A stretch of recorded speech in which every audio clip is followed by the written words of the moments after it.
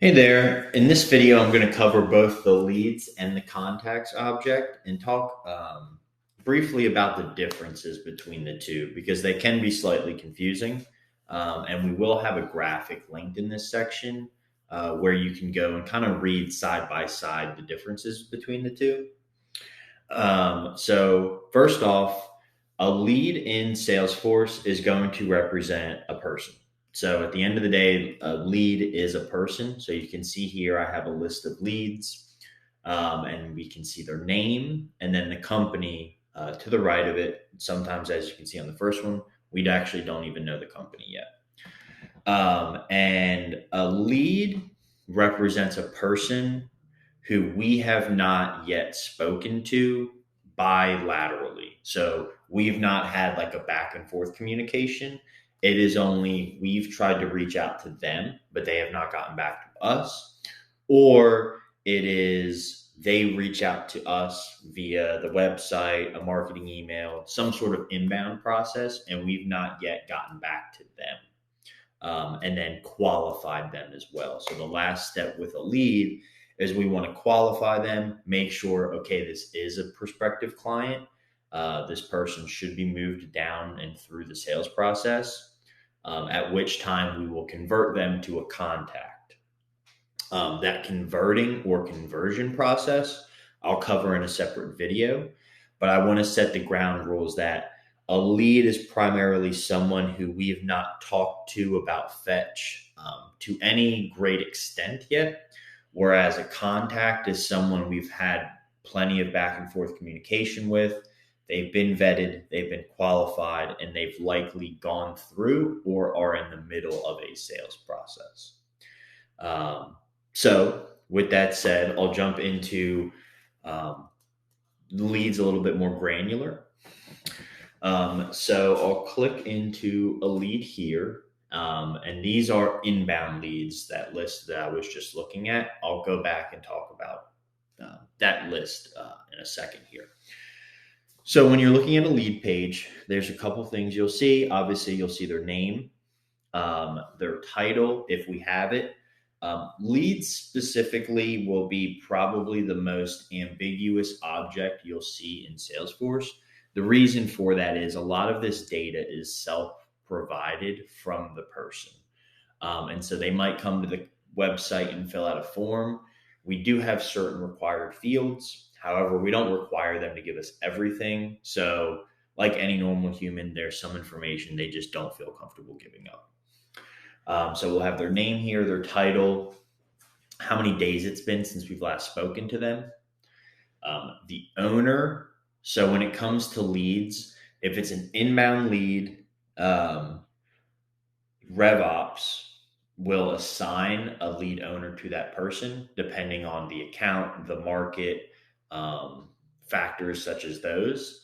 However, a lead owner could also just be the market owner. So a good example here, in the beginning, I said a lead is someone that we've not yet had that communication with, whereas a contact we have. So if you're a new rep or you're an existing rep that's opening up a new market, if we want to pull a large list of leads from a particular area or a large list of prospects from a particular area, we're going to upload all of those people as a lead into your name. So whoever gives us the list, they'll go into your name. And the reason we're uploading them as leads is because we've not yet qualified and chatted with those people yet. It's still one-way communication. So that's where the lead owner comes from. Next is going to be lead status. Now, this is a very important field, and there's three selections that you can have, as you can see here. Sales nurturing. This is what we call a suppressor to our marketing campaigns. So if a lead status is in sales nurturing, essentially they will be taken out of all marketing campaigns except for our general newsletter. We still want everyone to receive that general newsletter. But the reason that we have that lead status for sales nurturing is so that if you want to reach out to a lead, or it's an existing relationship that you've had with that person, and you don't want them to get quote unquote spam, Or if you're going to run your own campaign with them via SalesLoft, whenever you drop someone into a cadence in SalesLoft, the system automatically updates their lead status to sales nurturing, because we don't want a prospect to get blasted from the marketing side as well as the sales side. So that's the importance here of this lead status field. Just know if you're reaching out to someone and you want to be the only communication they're really getting, that you update their lead status to sales nurturing. Next is going to be the stage. This is very important as well. This controls a lot of things in Salesforce. So prospect is the first stage. That is what we will upload everyone as. So if it's just we get their name from an event list or ALN or some other lead information or contact providing tool, everyone goes in at that point as a prospect. Marketing accepted lead. This is someone who is engaged, who has engaged with us at some point, but not enough to say marketing sets scores. So we have lead scoring. If someone comes to the website, say once, and they're only on there for 3 seconds, marketing may say, you know what, we're going to take this lead because they haven't interacted enough. We don't want to, put junk in, junk out into the sales cycle.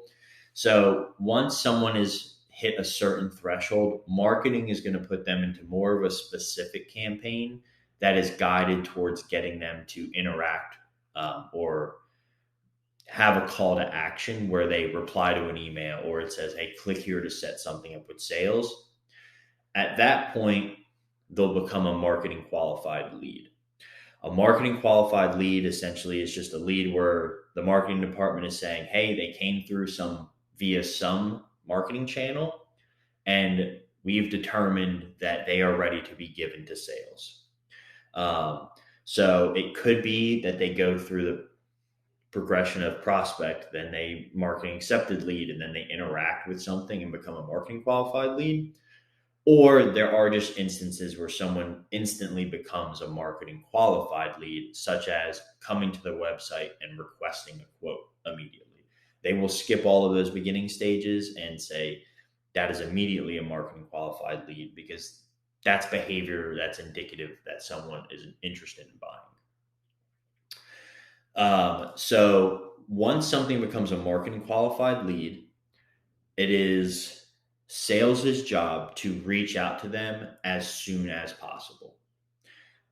So when we get an MQL that comes in, our revenue operations team will assign that person or assign that lead to an owner, so Jonathan Hill in this instance, and we will drop them into our inbound cadence in SalesLoft. We'll touch more on that later, but essentially what that ensures is we drop them in a cadence, they will immediately get an email from us, from the rep that we've assigned to them. Then what happens is sales needs to qualify that person. So marketing has already said, hey, this person's qualified. Now it's sales' job to make sure that that is in fact the case. So when we drop someone into a cadence, if they reply to that email, or if they book a meeting directly from that email link, we will automatically update them in the system to a sales qualified lead. Nothing that the sales rep needs to do. However, if you guys are communicating and it becomes outside of the cadence, so you start to have your own individual email thread with that person, once they set a meeting, you have the meeting booked with that person, you will move them to a sales qualified lead. And the last stage here is sales rejected lead. This just means they could have came to the website and it's a bot or it's a resident or it's a leasing manager. Part of revenue operations job, once something comes in, is to vet all of those out before it gets to the sales team. So if we see it's a resident, we won't assign it to anyone. Jay or Kayla on the RevOps team will mark it as sales rejected, say why we did that, and then we will communicate back to that person because we don't want to take up y'all's time rejecting leads. And then if you do have to put in, or if you do have to reject a lead, you'll see down here there's this SRL reason. So that means sales rejected lead reason. So if I choose that, it'll ungray this out so that you can choose a value, and then you can put a detail as well.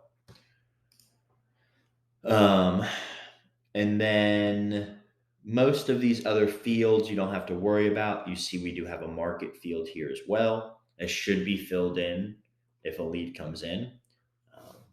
Company, so we have that as well. And then there's this notes and message field as well. If they come in through the website, they are asked to put notes in. So if they do, you'll see them pop up in this notes/message section. So they might say something like, hey, we're out here in Sacramento. Do you guys currently service Sacramento? If not, when? And then that's like, this way you have context to enter into that conversation. They might say as blatantly as, hey, I have a 250 unit mid-rise, would like a quote. So it just gives you that extra context before you do reach out to that person. I want to point out these fields for you. Additionally, when it comes to context, we have this engagement history section on the right-hand side. This is going to show us their engagement with our platform and how many steps they have. So here we can see they've taken 13 different steps. So we can see if we track all the way back, 18 days ago, they clicked on one of our links. And then it looks like they then came back again, clicked the link, viewed one of our white papers on the website. And then we sent them an email because they viewed something. They looked at the white paper again. They then downloaded the white paper. And then they submitted a form. They viewed our request a quote form, et cetera, et cetera. So these are just ways that you can see, what are they looking at on the website? Like, how did this person become a lead? Or a marketing qualified lead? What did they do for marketing to say, hey, yep, this person should be passed on to sales? So that's a lead in a nutshell. What I do want to talk about is this stage one more time. So marketing qualified lead. If I go back to my leads view, there's this one view, all open MQL leads, marketing qualified. This is the hopper, if you will. This is going to be all open marketing qualified leads. The goal is for this to be as filled up as possible, but then leads to drop off of this as quickly as possible, if that makes sense. So you don't want a lead assigned to you to sit on here for quite some time. The reason for that is if someone comes in as their marketing qualified lead, you should reach out to that person. And because they've had that behavior where they came to reach out to us, they're qualified via marketing, they should get back to us fairly quickly. And when they get back to us, and there's those lines of communication where, they might say, hey, I want a quote. You reach out to them and you have that initial conversation, and then you go, okay, yes, this person is an actual buyer. They have a need for the service. We should enter in the sales process.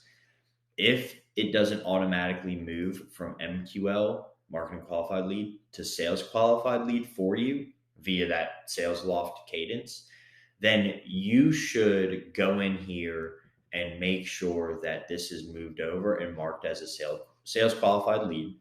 Because once you mark it off of the once you mark them as a sales qualified lead, they will then fall off of this list.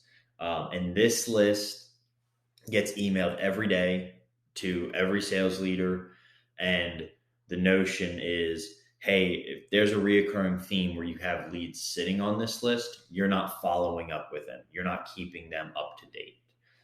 So I just wanted to explain to you, if that happens to you and you're like, oh, why do I keep appearing on this list? That stage field is the primary driver of what drives that list that goes out for that report. Um, and then in a later video that I'll link to as well in the description, we'll cover contacts in more depth. But essentially, every contact, and not every single one, but 90% of the time, a contact starts out as a lead, and then we convert it into a contact. Um, and I'll walk through that process later, like I said. But that's why I spent a majority of the time talking about leads, is because leads really are the predecessor to contacts. And once you make that change or that conversion, not much changes. All of the fields are pretty much the same. So I'll see you in the next video, and thank you for the time. As always, feel free to reach out to RevOps if you have any questions.